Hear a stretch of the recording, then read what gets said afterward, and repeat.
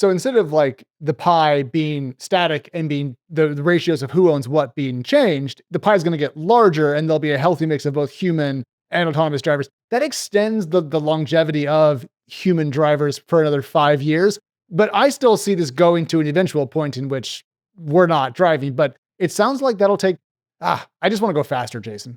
You're probably right. Listen, there's a group of people who will never drive in an autonomous car. It might be a third of people ultimately just do not want to be in an autonomous car. I think it's that high? Yeah, sure. I mean, how many people do you know who will like refuse to get a smartphone for 20 years? How many people do you know who refuse to do email or get an Instagram account? I mean, those things took 10, 20 years to boil the laggards and finally push them into it. This Week in Startups is brought to you by Vanta. Compliance and security shouldn't be a deal breaker for startups to win new business. Vanta makes it easy for companies to get a SOC 2 report fast. Twist listeners can get $1,000 off for a limited time at vanta.com/twist. Squarespace. Turn your idea into a new website. Go to squarespace.com/twist for a free trial. When you're ready to launch, use offer code TWIST to save 10% off your first purchase of a website or domain. And Brex, the financial stack founders can bank on. Unlike traditional business banking solutions, Brex has no minimums and no transaction fees, and you get 20 times the standard FDIC protection. Get the business account trusted by 1 in 3 startups at brex.com/banking-solutions. All right, everybody, welcome back to This Week in Startups. I'm your host, Jason Calacanis, with me, Alex Wilhelm, and we do this 3 days a week, Monday, Wednesday, Friday, 12 o'clock Texas time. I'm out here in the Hill Country at Austin, Texas. Big docket. There's a lot going on, so we'll do a little big tech, a little medium tech, and some tiny tech as well. Breaking news as we're sitting here. Oh, and before we start, I just wanted to broadcaster everybody knows in the tech community and may or may not agree with his positions on certain topics, Scott Adams. He is a vocal Trump supporter and podcaster. He does a daily show. And as a broadcaster, just unbelievably consistent. An Iron Man, 365 days a year, Christmas, Thanksgiving. I'm in awe of the effort he puts in. Now, I was on his show. We had a little debate before the election. And he is super brilliant when it comes to specific topics. He's got great insights. And tragically, he has the same cancer that Joe Biden has, and it's terminal. Prostate bone cancer, or prostate cancer spread to the bones. And my dad has prostate cancer. He survived for many years, and he's still alive and thriving.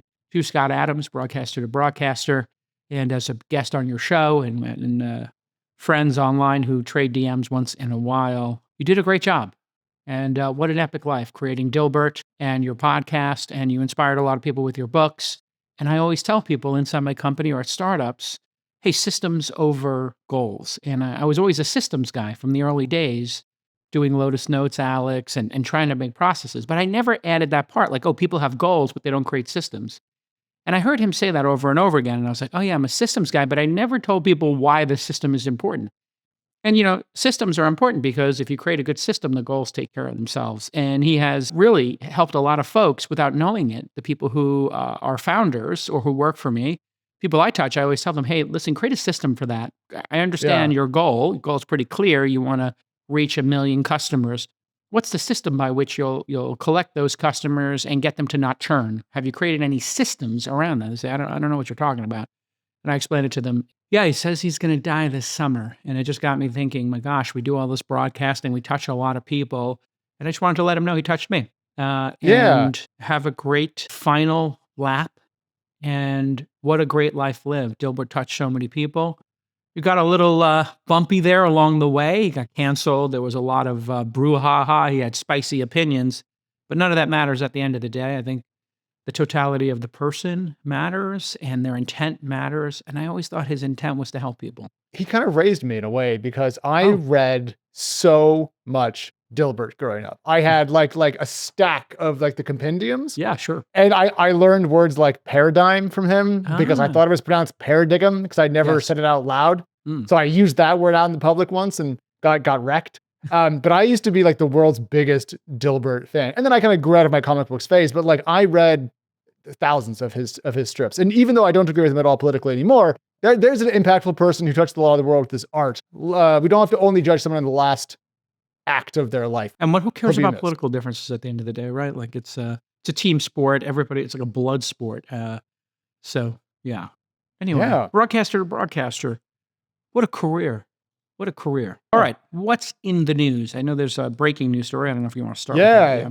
Let's just get that out of the way. So as we were sitting down and literally hitting go, everybody, we saw a headline from Bloomberg, which is that OpenAI is going to buy Jony Ive's company, Love From, for $6.5 billion. This is an all-stock transaction. And if you don't know Jony Ive, he's the guy behind a lot of the kind of iconic, maybe even seminal Apple products, Jason, known for his design sense, understanding of aesthetics and usability. And the thought here, as far as I can tell from the last couple of minutes, is that he was working on some hardware for the AI game. And what does OpenAI do? Well, some of the biggest and most popular models out there. So put the two together and you could see a very interesting hardware device from OpenAI. Just given how far Apple has dropped the ball on hardware AI integration compared to just, for example, this week, Google and Android, this is actually very exciting to me. My first thought was, yuck, what a waste of money. Do you really need this? It's a lot. But then if they nail it, what's the value of the iPhone today for Apple? It's like what? Oh, I mean, it is $2 the company. Yeah. So Yeah. I mean, I'd say it's 80% of the value of Apple is the iPhone, right? It's got to be 90% of the profits or something along those lines, taking out like maybe the Google deal. Yeah. Love Now or Love From. Is it Love From? Love From. Love From, yes. Yeah. That was his design studio. So he was doing jobs for other people, no pun intended. So he was kind of acting like for any startup that wanted to do something. And I think everybody realizes there'll be a pendant, a physical device that incorporates AI and maybe creates a new format. Most people think it's glasses. I just got the Ray-Bans from Facebook, and I see Google's coming out with their new glasses that will be augmented. And I'm just going to play with them over the summer on vacation, take some videos, et cetera, with the kids. Thought it would be a fun thing to experiment with. And so this is very interesting. I bet you Jony Ive is going to make more from this than he is from his tenure at Apple. It's 2% of the company he's basically getting. And you have to ask yourself, as a founder, will Jony Ive's designs make OpenAI 2% more successful? That's the bet you're making when you give him $6 billion. And I'm certain it's not $6 billion in cash. I'm sure it's It's all stock, according to Bloomberg. Yeah, I was about to say, I mean, I could see like $100 million or $250 million in cash or something if they got cash laying around. But I think he believes, probably correctly, that it could be a $1 trillion company. So if he gets $6 billion now and it triples, this could be an $18 billion opportunity. And $18 billion is a lot of money. So congratulations to Jony Ive and his team over there. And I think this was more of a collaborative organization. I don't know how many employees there are on LinkedIn for Love From as a company, or if they're even allowed to put themselves on LinkedIn. That was my thought. Like, I don't know if that's going to be the right number. Well, I mean, the really interesting thing I think about this is you're making some sort of a bet. And if you think in bets, as Andy Duke would say in the poker world, thinking in bets is her book, what are the odds that Jony Ive doesn't make the company 1% more valuable? I think it's zero. Low. Yeah. I mean, he's got to make the company 1% more valuable. Now, what are the chances he makes it 10% more valuable? That's probably not going to happen. So the truth might lie between 1 and 3%, 4% more valuable to have the world's greatest designer of the last 30 years or one of the top 5, certainly, on your team, focused only on the ChatGPT app or a piece of hardware. I was at dinner the other night and somebody had one of those pendants and it was on, and he showed it to me and he showed me the app and he said, "Do you have a problem with it on?" I'm like, "At dinner?" I said, "If you weren't my friend, I would punch you in the face if I found out halfway through dinner." You were recording me the whole time. No, when we sat down, it was on and creating summaries. And, I had my friend Adeo from Founders Institute, he also was wearing that life pin. Remember the life pin that would take a picture every second and then you would have live casting? Just a piece of advice, man. Do not wear this stuff around your friends if you want to have friends in the world. Honestly, if somebody were to record me like that, now I assume as a micro celebrity, which is the form of celebrity, Alex, that exists below the lowest rated reality show that just got canceled. So that's D-list, and then you're kind of like Then me. bringing up the pinnacle of the E-list. Okay, yeah, I got it. precisely. I am the tip of the spear of the E list, and the D list would be like, Bravo or E Network just canceled Real it. Housewives of X, yeah. Well, no, that would be a successful one. I'm talking about one that got canceled after one season. Oh man, Yeah, that's where the podcasting tech celebrity exists. All right, founders, I know you're building something amazing and you're going to change the world. And now, hey, the big logos, they're taking your calls, right? But here's the catch. If you're not SOC 2 or ISO 27001 compliant, these deals won't close. Now, some of you are saying, I've never heard of those terms. Some of you are saying, I've heard of them, but I don't know what they are. And that's where Vanta comes in. They're going to be your partner, and they are the all-in-one compliance solution that helps startups get audit ready. And that's going to build a strong security foundation for your company, which you want, but they're going to do it quickly and painlessly. Vanta automates the manual security tasks that slow you down, and that streamlines your audit. So here's your call to action. Whether you're closing your first deal or you're gearing up for growth, Vanta is going to make compliance easy for you. Join over 8,000 companies. Simplify your compliance and get $1,000 off at vanta.com/twist. That's VANTA.com/TWIST. Yeah, don't wear these things, folks. It's absurd. Even in a Zoom call, I now have to think that every Zoom call I have is being recorded. So now, sometimes I'm out here on the ranch and I just did something, I mowed the grass, or, I went to feed the chickens and I'm disheveled, or I did a workout in the barn. I assume I'm being recorded. So then in terms of Zooms now, sometimes I'll just say, I'm not going to be on camera today because it's enough with the on-camera stuff. And then I'm like, maybe somebody's recording this and like, I look disheveled. I don't need a recording of me on a board call or whatever. And then I see people recording their board calls. By the way, board calls are not intended to be summarized by AI or recorded.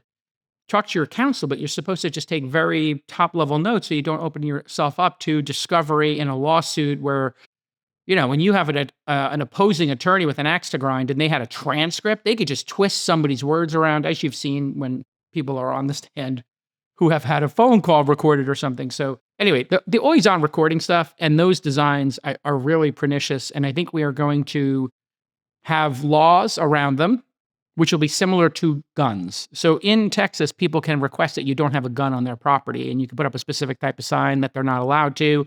And I think it can be like you get a penalty if you went on somebody's property who has that specific type of sign that they don't want you on private property to have a gun. Point is, we need that analogy for recording devices. There needs to be a standard. It should be a federal standard of recording devices in public spaces. And although the assumption is you're being recorded, there needs to be a penalty for this. There needs to be new legislation. It needs to be reasonable, but it should be a bright, blinking red light if you've taken a photo in the last 30 seconds and before you take a photo. So if photo, 15-second warning of a blinking red light before the photo is taken, 15 seconds after. If in public, maybe that's reasonable. I don't know. Or maybe it blinks 3 times or something. So this is what it looks like on the Meta Ray-Bans, Jason. I'm just going to show everyone this so they can get kind of a feel for it. But I really want to talk about the title of this video, which is, can you hide the blinking light on the Ray-Ban Meta glasses? And I believe the answer to this is yes. So let's hope that we don't have to get to the point of legislation for this and we can sort it out. Even in that picture, that white light, see, they made it white, which is like, Zuckerberg once again. And when you look at some of these pictures, like, it really doesn't feel like a very strong light that's being lit, in my personal estimation. It should be red and it should stay on when you're recording. Here's another example. This one from our dear friend Lon, who is slightly under the weather today. We love you, Lon. Feel better soon. This is a little better to me, Jason. I think this is the Snap spectacles. Yes. Yeah, this is the yellow rim, and I can see that being a little bit. Why not red? More in your face. There's a reason. They're trying to get people away from the universal red that means recording. There's a reason it's blaring red, because people don't want to be recorded. So I think there's going to have to be legislation, because the first 2 people up the hill are not doing a good enough job. Bringing this back to Jony Ive, though, and OpenAI, it's actually really fun. I was reading Hacker News, as I always do, and there was an interesting discussion about OpenAI's new Codex coding agent. And I was reading the reviews and the conversation about it because I thought we might talk about it on the show at some point in time. Love to get the developer perspective, people who are actually testing this stuff, who know what they're doing. And what really kind of struck me was the UX was criticized. And so I wonder if a little bit of Jony Ive magic across the OpenAI organization might help them file off some of those kind of rough edges and just help make all their products work a little bit better, because the Jony Ive era of Apple is famous for a reason, Jason. Like, it's an earned reputation from a lot of it, really just great work. The way they do what they do, the secret was they would make many design ideas in a studio, and then Steve Jobs would come and have a discussion with him and go have lunch with him or whatever. So they'd be like, here's a table filled with pendants, and the pendant team is working on this. Apple never released a pendant. Here's the team working on televisions. They famously were going to release a television. I had heard that that was like a fait accompli, that they were going to release it, and then they never did for whatever reason. They just released the box for Apple TV. Long story short, 99% of what Jony Ive did there with this incredible design team never saw the light of day. It was all an exercise, and then they would just skim the cream. Most startups, a design's an afterthought. They make a bunch of stuff and then they produce it. So you really basically have to produce 10 times what you need and then skim the cream of the best. That's my best advice for design. Let's keep going through the docket here. I want to talk about Brex and Zip. So Brex, Jason, I think we all probably know, is a corporate spend startup famous for their corporate cards that were startup friendly back in the day. They bought out all the bus stops in San Francisco. Big buzz, low budget, now quite a large company. There's another firm called Zip, and I was less familiar with Zip. Turns out it's actually worth about $2 billion. And what they do is corporate procurement orchestration, which is very fancy words for helping companies buy stuff and pay for it without losing track of POs, making sure it's going into the right budget. If you're a large company that buys a lot of stuff, it's actually a pretty big deal. So the news item here is that Brex has teamed up with Zip instead of competing with them directly. And they do have some shared customers, so there's some overlap. But it does feel kind of interesting to see Brex, a company that I think is worth more than $10 billion, partner up with Navan, previously Trip Actions, which is, kind of like corporate travel management, if you will. And now with Zip, who also kind of overlaps a little bit with them. I'm still very bullish on Brex and its competitor Ramp, but I'm kind of, this almost feels like politeness and kindness inside the startup world versus combativeness. I just kind of wanted to get your take on why Brex is making this choice. Some people understand they have a lane and they want to stay in that lane and be the best at that, and then let other people plug in as a platform. So the example of that might be in today's market, DoorDash doesn't do cloud kitchens. Cloud Kitchens, Travis's new company, provides cloud kitchens. Those people who rent space in a cloud kitchen, then they go put their food on DoorDash, direct websites increasingly, and on Uber Eats, Postmates, whatever. And so in each of those cases, Cloud Kitchen's saying, you know what, there's enough work to do here. We don't need to compete with DoorDash and Uber Eats. Uber Eats and DoorDash are like, we don't want to be in that business. That's going to be a lot of work to stand up all these things, and Travis is going to do a better job. So, if you stay in your lane, you can create a lot of partnerships and get to market quicker. The best example today would be that one, or what's happening in self-driving cars with Uber, Tesla, Volkswagen, et cetera. So Waymo's like, we make this stuff. We have an app. But suddenly they were like, well, we have an app, but Uber's got, 20,000 cities and 150 million or 250 million customers, whatever it is, and 30 million of them are Uber One. We don't need to recreate the wheel here. Let's have them, let's go into their distribution system, their network. And then Uber sold famously, big question if they should have, still jury's out. They sold their autonomous because they said, hey, there's going to be 15 providers of autonomous. It's going to be a commoditized service. It turns out it is going to be a commoditized service. Now, there is a chance, never bet against Elon, that he will create this Robotaxi, the specific two-door one, and be able to produce 10 million of those a year, and he will take the number one position. That's possible. Some people might say probable. There's a big bet going on. Will Uber, having Volkswagen, the number 2 car maker, Waymo, the number 1 leader in this, Waymo providing to Toyota, providing here, will that whole consortium where everybody does their best work beat, somebody who's a verticalized player? Time will tell. I think in this case, it will not be winner take all. It will be 3 winners take most. And those 3 winners will be Waymo, Tesla, and Uber. That's my belief. And then I think there'll be mergers and acquisitions in it. So that's probably what's happening here is Brex is like, you know what, we have enough work to do here that we don't want to do the corporate back end. Let them do the corporate back end. They don't want to do corporate cards. Then they could go to everybody and say, hey, we're not in your business, but we are in this business. Do you want to partner with us? When people are in your software, they can click this button to create an account with us. You'll get credit for that. When they're in our software, they can click over to you. We'll get credit for that. And they will probably monitor account creation and then say, together, we can beat other people who are trying to full stack it. That's the concept. All right, founders, let's talk about your website, huh? It might be a little bit of a sensitive subject. You might be a little embarrassed about it. Let's fix that right now. If you're launching something new, give your brand the refresh it deserves. You're working so hard on your company and your website looks terrible. Do what I do. Use Squarespace. It's the all-in-one platform to make a stunning professional website. And it's ridiculously easy to use. It's going to work for everything. If you're selling products, it's got all that e-commerce built in. If you're selling services, it works perfectly. And they have a new AI product called Blueprint.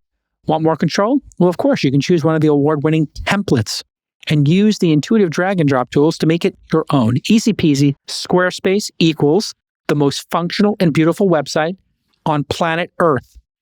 Go ahead, squarespace.com/twist to get a free trial. And when you're ready to launch, go to squarespace.com/twist to get 10% off your first website or domain purchase. That's squarespace.com/twist. The cross-selling element of this makes perfect sense to me. Yeah. My question is kind of what comes next. So Brex was last raised at valued at 7.4 billion. Sorry, everybody, not over 10. And then Zip was valued at 2.4 billion post. If this partnership goes well, Jason, is there a heightened chance that they decide to link up, kind of like Coda and Grammarly did? Is this a first step in that process, or just a potential? Yeah, I don't know if Coda and Grammarly had a partnership previously, but if they did, yeah, that could be what we call a partnership to purchase. So with Weblogs Inc., I started a partnership discussion with AOL and Jim Bankoff, who was like EVP of whatever at AOL at the time. And they wanted blog software. Maybe they wanted Engadget's inventory. They were going to make a small investment. And then after but 6 weeks of discussing this, Ted Leon says, called me on the phone, said, my Greek brother, I'm going to make you very rich and your family's going to be taken care of forever. We're buying your whole company. It's going to be great for you. And I said, thank you, Mr. Leonsis. And that was that. So yes. And that's why being a good partner and being professional in partnership is a better way to pursue M&A than, asking to be bought. So if you solve a major problem for a major player, then they will, in the partnership, say, wow, what a great management team. Oh, great engineering team. Oh, product design's great. We don't have that. Which, by the way, OpenAI was with Jony Ive, our previous story, working with him. And then bought the company. So there it is. That was a consulting deal that resulted in a purchase, right? So that was partnership to purchase in the previous story. This is an awful lot of announced M&A. Two companies bought by DoorDash, 2 companies bought by OpenAI, right? They bought or they're in the process of buying. We told them not to buy it. The company doing programming Copilot. Windsurf. Yeah, something's happening here. I think since Trump gave up on or folded or slowed his roll. Yeah, that's what I'll say, so I don't trigger any of the TDS people in the audience, the Trump dedication syndrome sufferers. We have both in this audience. Trump derangement and Trump dedication syndrome. We're in the middle here. He stopped barrel rolling the plane known as America, the American economy, and all of a sudden, M&A is back. So this is great. I think this is why we're starting to see the stock market come back. I think this will be amazing for venture firms who 2 out of 3 went out of business. And this is why I haven't given up on venture. I'm like, I think that this is where venture capitalists are made. When you're forced to survive 4 years of no M&A, that's going to make you, if you get to the other side of it, that's like going to the new world, Alex. Like, everybody went on these ships. People didn't bring enough lemons. They didn't have the resiliency. They went crazy, jumped off the ship, got eaten by sharks, scurvy, cannibalism, whatever. And we'll see who's left after this, boom bust cycle. It's kind of like a pond where the fish get too big. They eat all the small fish. Then there's not enough fish to eat. The algae goes away. You have these boom bust cycles in nature. That's just what happened in venture and startup land.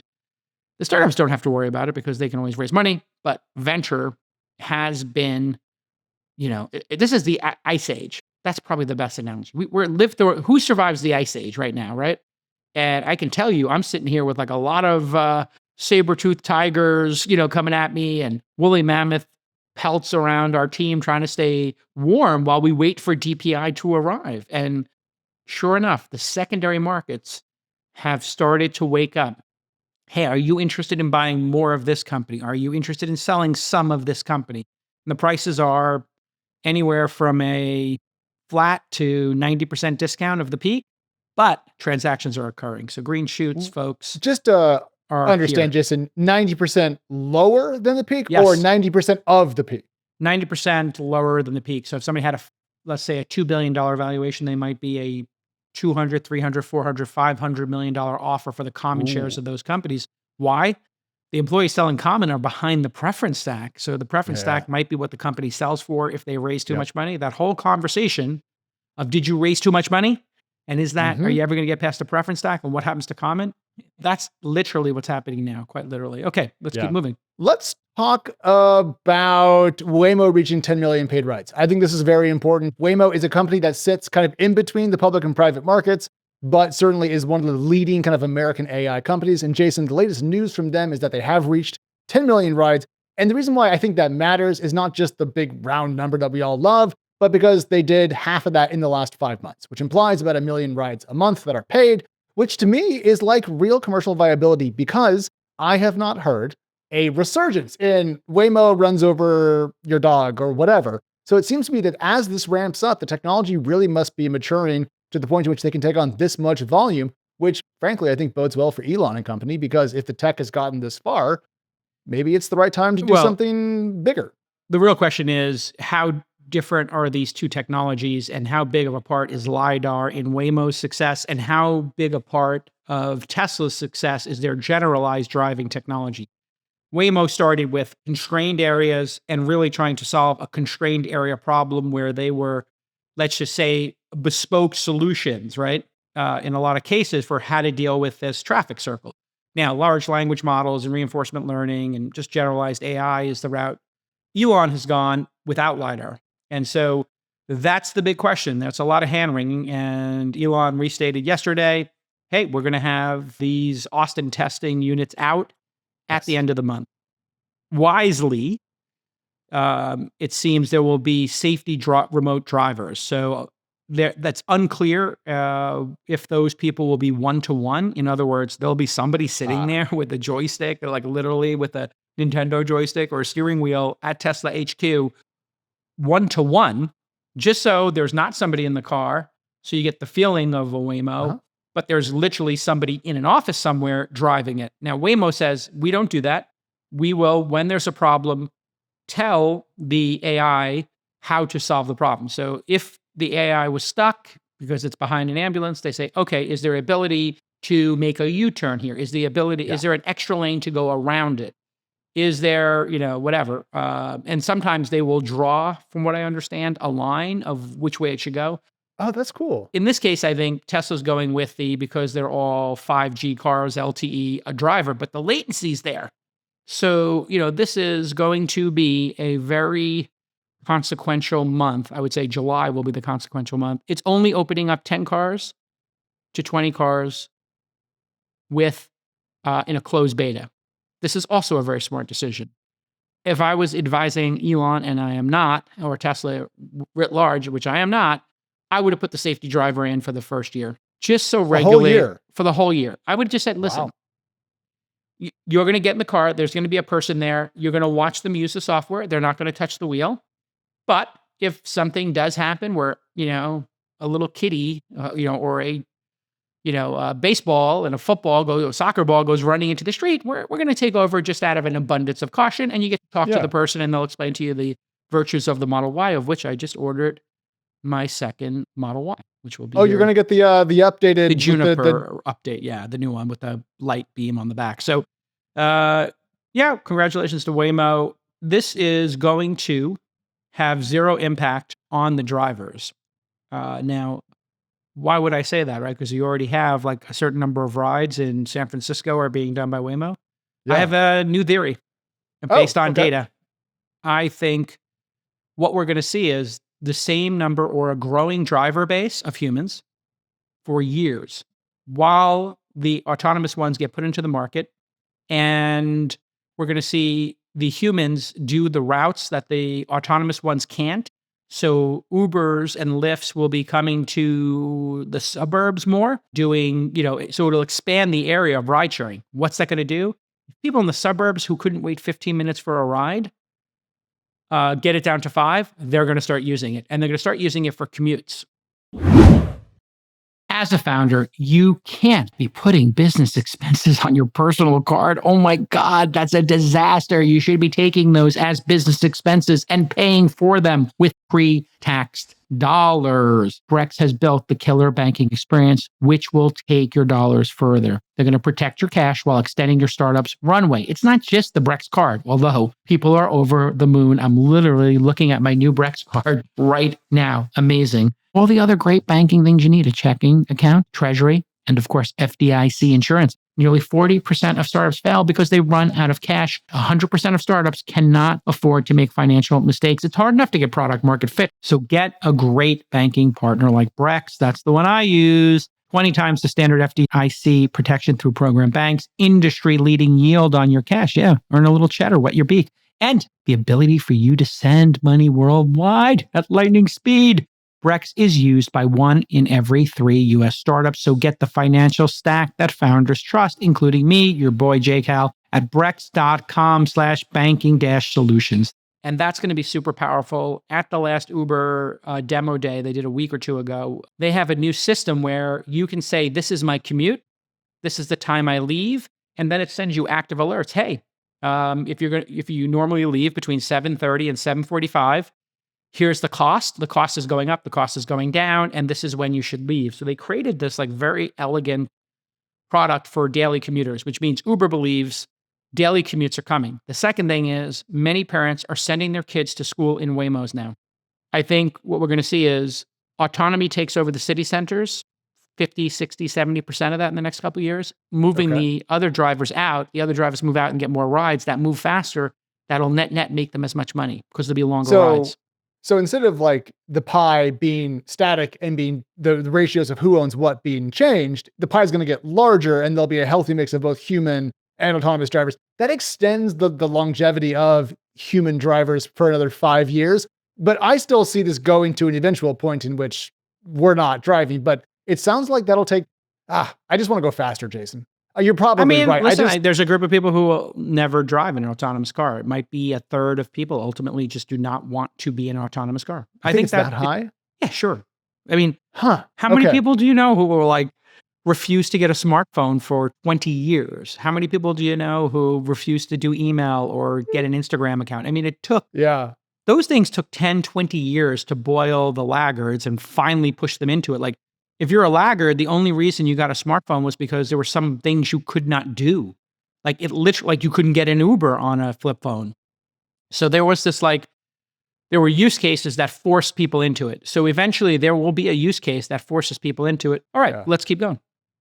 So in the same way that we like to see Waymo and Tesla competing to grow the market and improve the products, I'm also very excited to see that Microsoft has added xAI's Grok models to their Azure AI Foundry business, which is essentially the place where you can run models on top of Azure's compute systems. The reason why this is important to me, Jason, is because I feel like OpenAI, DeepSeek, and Anthropic to a small degree, and Google, which we'll get to, just control too much of the market. I want to see more players, more competition, more steel on steel. And so to see Microsoft say, we're going to host every major commercial model, period, to me just speaks well for at once having lots of competitors and also just people having the option to pick and choose and tinker. You're not locked in to just one thing. This also has to speak to the ChatGPT OpenAI relationship.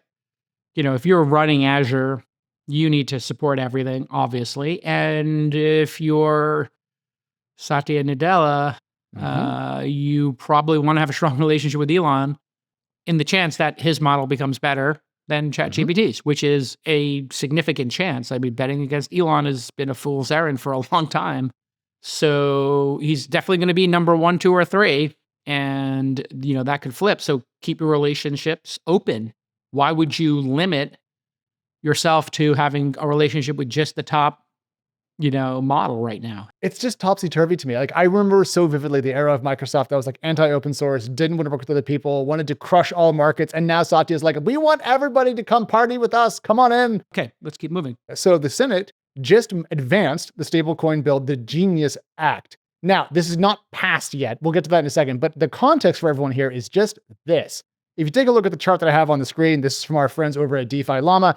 It shows the current aggregate market cap, or just value, of all the stablecoins out there in the world today. And it peaked in early 2022 and then entered kind of a long trough, Jason. And that was a bit dispiriting for folks like myself who thought the stablecoins were awesome and were going to have a big future. Mm-hmm. Things have dramatically changed since kind of early 2024. And now there's about $250 billion worth of stables out there. Yep. Really great growth over the last year and a half. Very positive. And I think that's really pushing Congress to get its act together. Now, on the compromise point, there was dissension in the ranks for both Democrats and Republicans. The GOP lost a couple of votes. Democrats lost more, mostly over concerns about the Trump family and their crypto efforts.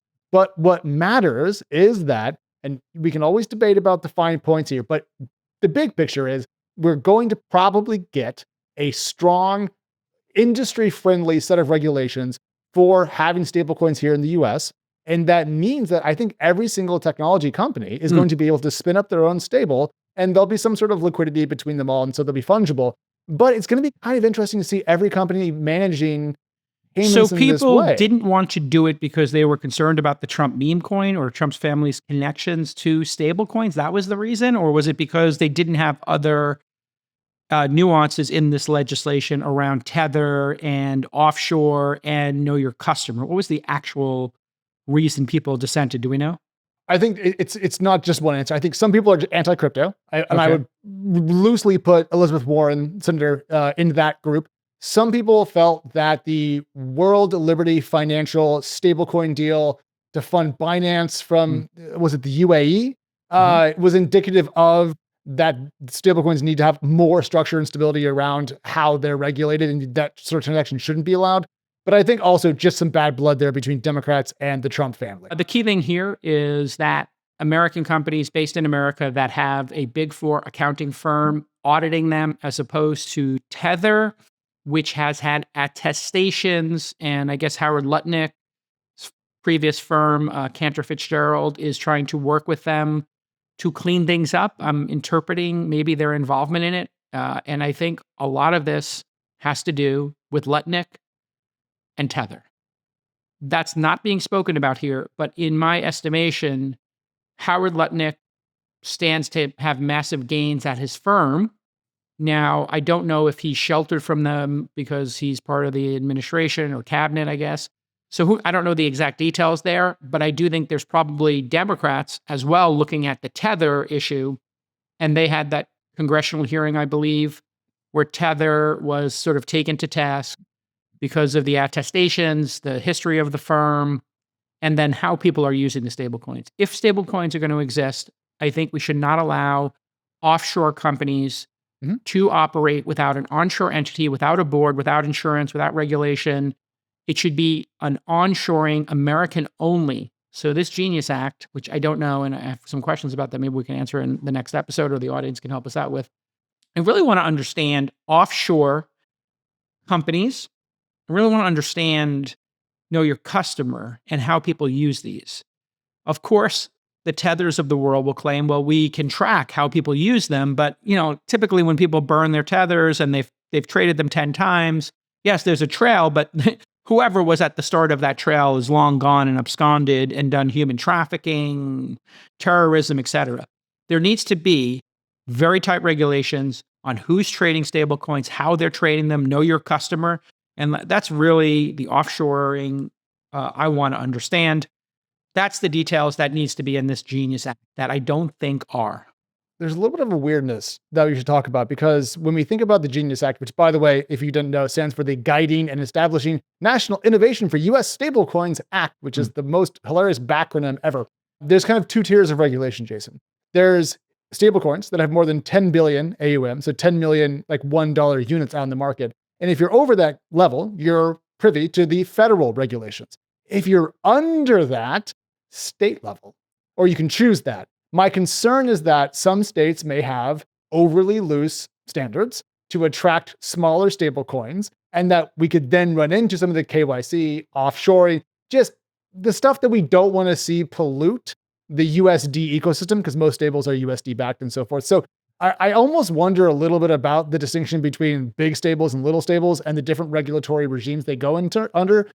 I'm also sympathetic to it because less regulation for smaller products makes sense. But when it comes to finance, it gets sticky. It's so interesting. I'm with you on I this. have been pushing for regulation over and over again for years that there should be a safe harbor for small projects and then increasing regulation as they get bigger. And, who's permitted to do this? And the audits and transparency are the details we're going to need. And, I think there's some certification and people putting their names on things and outside auditors putting their names on things that has not happened with Tether. I don't want to see like Tether previous was like, here's an attestation from, I don't know if it was like the BVI or something like that, British Virgin Islands. It was like, hey guys, if this isn't done in New York by Ernst & Young or KPMG, I'm not interested. Like, and that whole attestation thing, as explained to me, was like by accountants and people online was like, it's like here, we took a picture of a bank statement, essentially. We know there was money in an account, but we don't know all the underlying transactions and how you got there. Yeah. These things need to be regulated. There needs to be feds inside your office looking at these transactions all the time Magnifying in glass, detail. Yes. There's way too much. It's just way too dangerous to have this be the Wild West anymore. And you know what? For Tether, that's making, tens of billions of dollars a year on the float, that business is going to collapse because there's also regulation. This is a little bit detailed.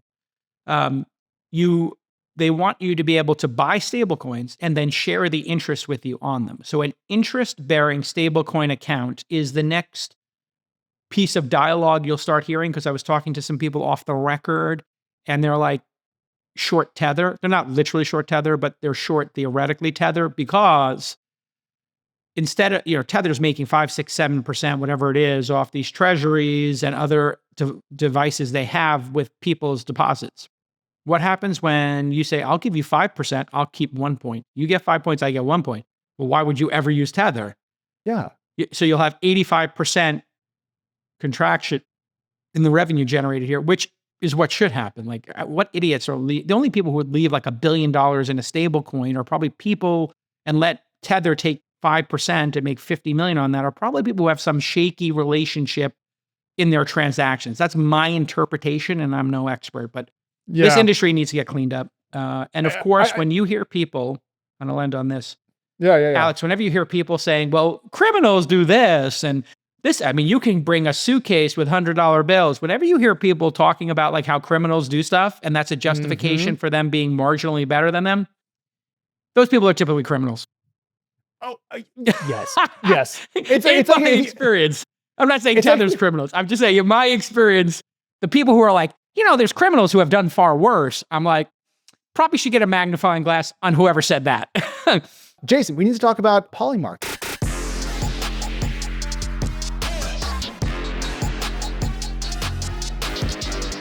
We have a bet that I want to talk about, and a partnership too. So why don't you walk us into this, and then I'm going to pull up some really cool data. I love Polymarket. I can't stop thinking in bets. Shane from Polymarkets, a friend of mine, we decided to do an exciting partnership here, which is I'm constantly talking about the odds of something happening. As a poker player, that's how I see the world, right? And we just had a conversation about this earlier in the show. So what I asked the team here to do is to integrate a market into the show. Now, I don't know which ones. I asked the team to go there and surprise me with a couple of markets. So hit me with a market here from Polymarket. This is what I was absolutely fixated by. This is the market for which company has the best AI model on June 30th. So the midpoint of this year. And if you're watching the video version of this, you can see the people that have taken the lead recently are Google. But if you go back in time, just a little bit, you're seeing earlier this year, OpenAI far ahead. Now, Google has absolutely soared. And I think this is partially because the Gemini model family has improved quickly. I think Google has really managed to build out a series of technology products in the AI realm that people are impressed with. Yes. And, they just had their Google I/O event this week, and they started talking about their new, oh man, what the hell is it? Google Gemini Pro, Ultra Max, whatever. That's supposed to be quite impressive. But the market here has essentially given OpenAI and xAI the same chance, Jason, of having the best model on June 30th, which is low. And Anthropic is basically zero. So Google. Here's a great idea. Go take a look at the rules. This market will resolve to yes if any model owned by Google has the highest arena score based off the chatbot arena LLM leaderboard. So when making these markets, how you resolve a market is critically important. And we've been doing them on All In, and we have a partnership over there as well. So you just have to, when we look at these, or we're going to create some of our own. So I think an interesting one would be to do on self-driving and Uber. Pretty interesting. And then if you start thinking about who has the most robo-taxis on the market by the end of 2026 or 2025. If you did that, Waymo's going to win. So you maybe would say who outside of Waymo will have the most number of robo-taxis or the largest number of cities, right? You can come up with something.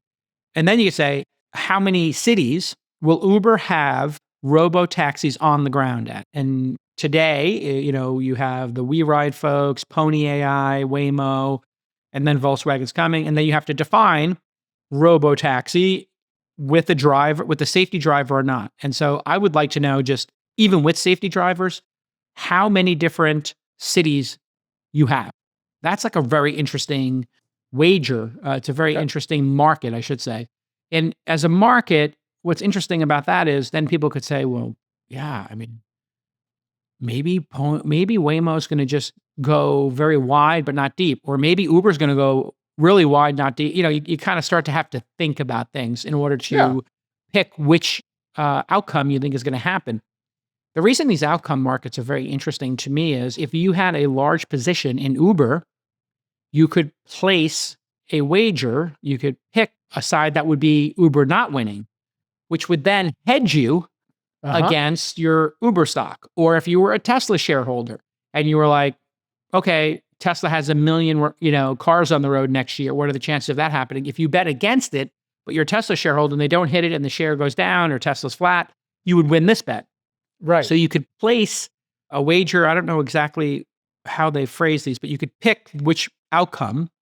And when you pick which outcome, that could be a hedge against other things happening. This is what people were doing with climate and climate change. Farmers would do this. Oh, if there's going to be a frost, there's a 5% chance of a frost. I will put some money in that 5% chance. So if I lose, if it's a 1 in 20, and I have $1 million in oranges coming and there's an orange frost, I'll put $50,000 on it. If my oranges freeze, I still make the same amount of money. It's $50,000 in insurance. It's interesting how a wager on an outcome can have the same vibes as an insurance policy and also a hedge, because it feels like you just went through several different ways you can kind of approach this. Now, we did talk about how the market we showed resolved. I want to show everyone what we're talking about. So it's using the LM Arena leaderboard, which is actually really, really cool. So take a look at this, Jason. This is the new UI for the LM Arena leaderboard, but you can see why Google's currently leading on the market because, well, they're crushing everywhere. They're on the top of the leaderboard for text, for web dev, vision, search, not Copilot, but text to image, etc. So very, very, very strong models from Google today. And I brought up the LM Arena, Jason, not just because it's cool as a data source, but also Bloomberg reports that the company, we talked about them spinning out, making their own kind of actual company about this. Turns out they've gotten around, put together, and it's going to be $100 million. Wow. Because of course it is. And Jason Horowitz, the UC system, and then also some capital from Lightspeed, Felicis, Kleiner, and others. Great. Valuation, take a guess. I mean, $750 million. 600, but still, that's a lot of money. 15%, yeah. I thought, well, 20% might be a lot. So that'd be $1 billion. 500 would be 20%. 10% would be $1 billion. I just picked in between those two numbers. But remember when Instagram sold for $1 billion and we all kind of collectively crapped our pants? Different era. I feel like different era, man. A different number of people online. Different amount of revenue per person, different amount of e-commerce spend per person online. Everything just keeps growing 30%, 10% a year. There's big prizes here. And if you place a bet, and we don't know what the actual pitch is under this. Okay, any startup stuff? I think there was a couple of startup items here where people ask me questions or I answer them. Rapid response, maybe we end with one or two of them. And again, when we do Reddit rapid response, I don't know ahead of time the question, but I am Jason Calacanis on. So I'm u/Jason Calacanis on Reddit. Follow me, say hi, DM me, whatever.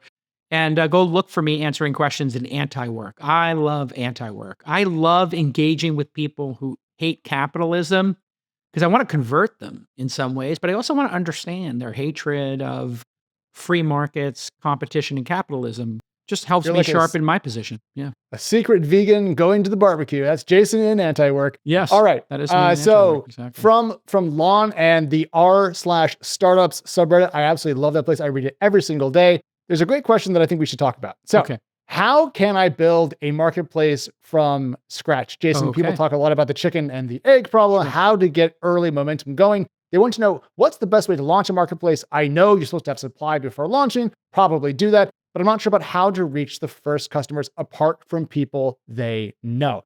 So for the Reddit user Elon Jr. Musk, what you got? This person answered their own question. When DoorDash started, they picked 1 or 2 restaurants in Palo Alto. They put up phony websites. They bought some ads and sent people to this, I think, Indian restaurant, if the story is correct. Then they took their personal credit card, ordered from the Indian restaurant, picked it up with their personal credit card, and then ran to the person's house and dropped it off. And the person thought, okay.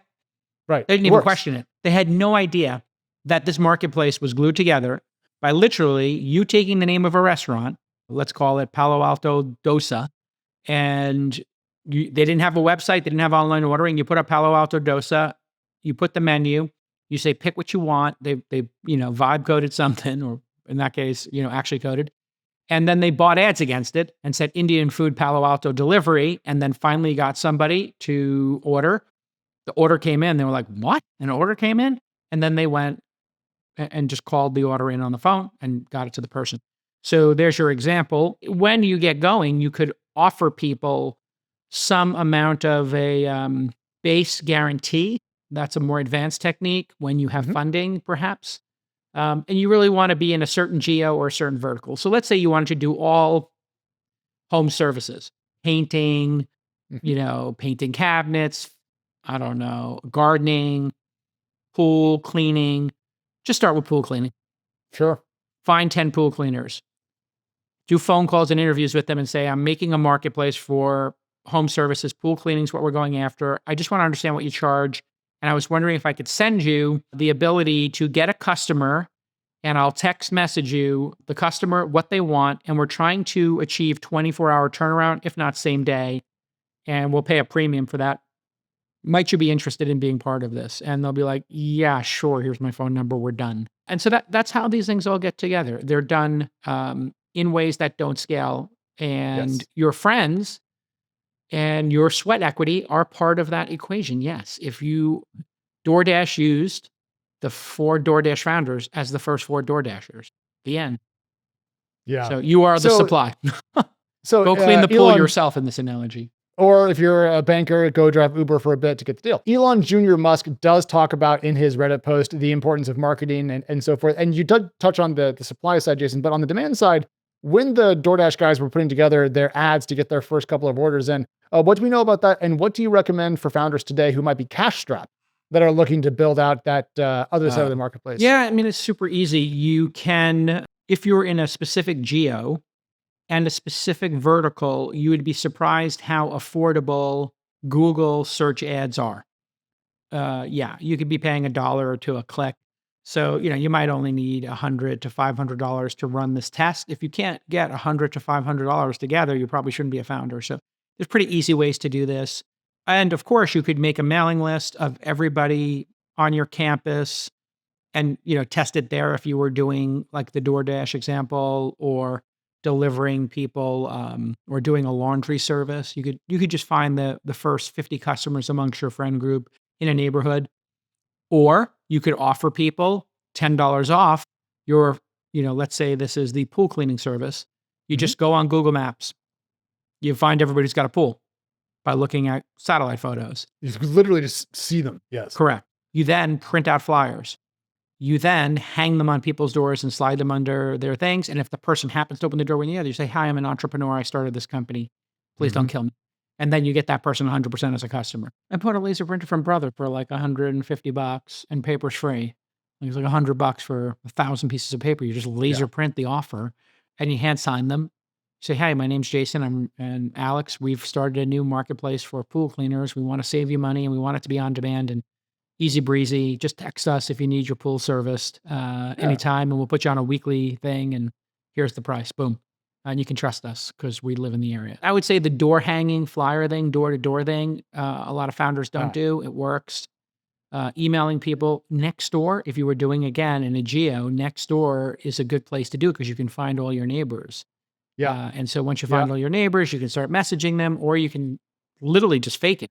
So if your marketplace was a marketplace for, again, we'll go back to pool cleaning in a geo, you can very easily just go in there and say, hey, I'm looking for a pool cleaner. And then Alex says, I found this great one. And you reply to yourself. This would be, in the gray hat area. You're not committing a crime, but you are doing something that some people would be like is slightly unethical. I'll say it's clever. Everything you've said thus far, though, is just doing the work the hard way. Like the DoorDash folks delivering the food themselves. Yes. Going around the neighborhood, passing out flyers, 100%. getting a cheap Brother laser printer, which you can keep until it runs out of ink and then you throw it away. Like, I mean, none of this is expensive. This is $1,000, $2,000. Why don't you pick a category for me? Pick a category of marketplace. Think about your own life. I picked like food and I picked pools, but you pick one that's kind of random or out there that I wouldn't think One of. that's near and dear to my heart are on home visit arborists. So we have people that come and take care of our trees. Sure. Tree marketplace. Great. If I went onto Facebook right now and I typed in arborists, or I went to the Austin subreddit and I typed in Austin arborists, and I'm going to find arborists threads. And the first one I found in Austin was arborists are going to be raking it in, no pun intended, from 2 years ago, right? And I guess this is when they had the big freeze here and a bunch of trees died. Oh, okay. Yeah. Now, if I go to Facebook and I type in Facebook, just do this right now. I'm going to just do a search here. You can do it as well. Well, Jason does that. I did the same test for Providence, typed in arborist, and immediately found best arborist in Providence, which I guarantee you get search traffic. Yes. You could just drop a comment there and get some guerrilla. Facebook arborists, Brooklyn. And you're going to find arborist of Brooklyn. And so there's your supply, folks. There is a Facebook, a LinkedIn, a subreddit for every group. And there's message boards and forums. So if you append to that, Brooklyn Arborists message board. Back in the day, people used these different message board software, before Facebook and subreddits kind of took it over. And you'll find there's Brownstoner. This is something in Brooklyn. That's a message board in Brooklyn, forum archive, tree removal company, right? So because these things have ranked on Google in search or DuckDuckGo in search, that means they had some validity. So literally, that's like having an intern go find those things for you. Yeah. You infiltrate those groups. You'll be honest about it. Like I was looking for ranch hands, and because we're going to probably get a ranch hand here eventually when we get the horses. Yeah. And I had no idea what they get paid. And it turns out if you provide them a tiny home, there's like an infinite number of people in their 20s who didn't go to college, but who love horses, who, if you put them up and give them 3 squares a day or some food and a thing, they'll work for minimum wage to just be around horses. It's kind of crazy, right? Like ranch hands are pretty affordable. Love horses. So and it's a global thing. You got people in Germany, people in Australia who just want to be ranch hands. They just want to teach horseback riding and the equestrian stuff. So I had no idea. I did my research just for that in 10 seconds. So, and I was going to create one for domestic staff, like estate managers and stuff like that. And I never got around to it. But marketplaces are great. You can build them with 3 or 4 people. You can hack the inventory. You can hack the supply side. And then once you get going, then you can say, I know I'm going to make a lifetime value of this amount per customer. Therefore, I know how much inventory drives, how much supply, and you can do a little bit of math, right? And those math formulas are online, pretty easy for you to figure out. Jason, do we have time for a funny joke about startups before we go? Sure. I mean, Alex, you're going to tell a joke. Okay, here we go. This is going to be a dad joke. I'm not telling a joke. Oh, okay. Lon found the best thing I've ever seen in my life. Oh. Which is this. It reads, every piece of SaaS advice ever, all at once. Roll with me here. Advice goes as follows. Validate before you build. Build before you validate. Launch fast, but make sure it's polished. Don't waste time, but also don't rush. Talk to users, but then don't build what they say. Ship fast, but don't break trust. Cool. So I'll just build, unbuild, relaunch, and question my life choices in a nice little loop. Feels like the advice self-contradicts. You know what? I kind of feel for this person because I've read a lot of SaaS advice and a lot of it goes in kind of contrasting directions. The reason for this is because people will look back on a successful startup and they will attribute some technique to the success of the startup when really it was just maybe there was a market need and it just, man, everybody needs Uber or Lyft and it's just going to get sucked up. So people think, oh, it's the mustache on the front of Lyft that made them popular. And I was like, well, the mustache had nothing to do with it. Oh, it's a talkative driver having character. No, it was about utility, Uber's approach. So, in a vacuum, you can get all kinds of advice. And my advice to founders is to write it all down. And then you will pick which way you want to do it. There are multiple ways to get to the new world. Some people got to the new world by, going through the Bering Strait, right? When it was frozen over, they would walk across it supposedly and come down into North America. Other people risked their lives going across the Atlantic. Many different ways to, get there. And some people will have their startup succeed because they build something, show it to customers, and customers are like, oh my God, I never thought about renting out somebody's house and staying there. I always stay at a hotel. This Airbnb thing is incredible. Other times you're like, look, there's all these people couch surfing on Craigslist. If we made a gorgeous website and had more inventory, so it wasn't random, that would remove friction and we could just tell everybody to go from couch surfing to Airbnb. Both of those approaches could work and have worked for Airbnb. So that's why you do get contradictory advice. So once you've, got the early adopters, what's the advice for the massive middle and what's the advice for the laggards? The advice for the laggards is going to be super different, right? Like than the advice for, the people who are the true vanguard of using products. The vanguard is like, tell me about the features. How much RAM does it have? And then the laggards are like, what colors are available? When you buy an iPad today, there are people who pick their phone or their iPad based on the color. And then that's you. Okay. I kind of get it. I keep my phones for like 4 years. So like the color. But if a new color comes out, would that put you in the upgrade cycle? I'm always wondering. Hell no. Okay. I forget what color my phone is. Oh, it's this color. When I see that, I'm like, yes, whatever that is. When I see people buying based on the color, I'm like, what's going on here? And it's like, I get it. Like you're a mom or you're a teenager and you love red and the red came out and it gets you to visit the store and reminds you, maybe I should get a new phone. Yeah. For the rest of us, we're like, what are the specs? Is anything, it's a tool for us, right? So you have one group of people who's buying it based on aesthetics and forgets about it. And the other group cares about this. That's like the perfect example of like, people have different motivations to engage at different times in your startup's life. Write all this advice down, take it all in. The most important thing is to get close to as best as I can tell, this is why I narrow advice down to 3 things. Best team possible. Product velocity, keep iterating on that product, and bear hug and understand your customers and delight them. Because all the advice you'll see, there'll be tactics that are on the periphery of that, but most of the advice, if you pull up that list one more time and you put it through my sort of startups are about 3 things rubric, I think you're going to find that they fit into those 3 things. So validate before you build has to do with product and customers. Build before you validate. That has to do with building a product that you validate with customers. Launch fast. That has to do with product. And having a team that is capable of launch fast. But make sure it's polished. That has to do with your team and your product. Don't waste time. That's on the periphery. But don't rush. That's on the periphery. Talk to users. That has to do with your customer. But don't build what they say. It has to do with your customer. Ship fast. That has to do with your product and product velocity, which is driven by your team. But don't break trust. That has to do with your customer relationship. So if you look at all this advice, it almost comes down to those 3 core principles. If you're wondering what to do today, talk to a customer and ask them about the product or look at the product's metrics and look at your competitors' metrics or go look at an award-winning product that has nothing to do with yours and then think, how might that influence me here? So if the car of the year is the Tesla Model Y or the Corvette is the best one or the ID Buzz is the best family car, go take a test drive in it and then look at it and say, why aesthetically are reviewers losing their minds over these cars and how does that apply to my product? You could like open your mind up, right? And have like a really interesting moment or look at your team and say, is there anybody on this team who's not bringing it? I can do some professional development or Should I replace a team member, or should I add a team member, or should I stop them from doing some repetitive work and give them some more interesting work to do? All right, it's been another amazing episode of This Week in Startups. And happy 1-year anniversary, Alex. You made it to a year. Well done. I know.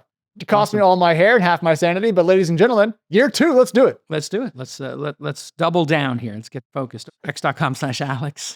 I am X.com/Jason. The show is at TWI Startups. If you love the show, hey, we have a subreddit. Go to TWI Startups in Reddit, and you can find me again. I'm Jason Calacanis, one word over there. And we will see you next time on This Week in Startups.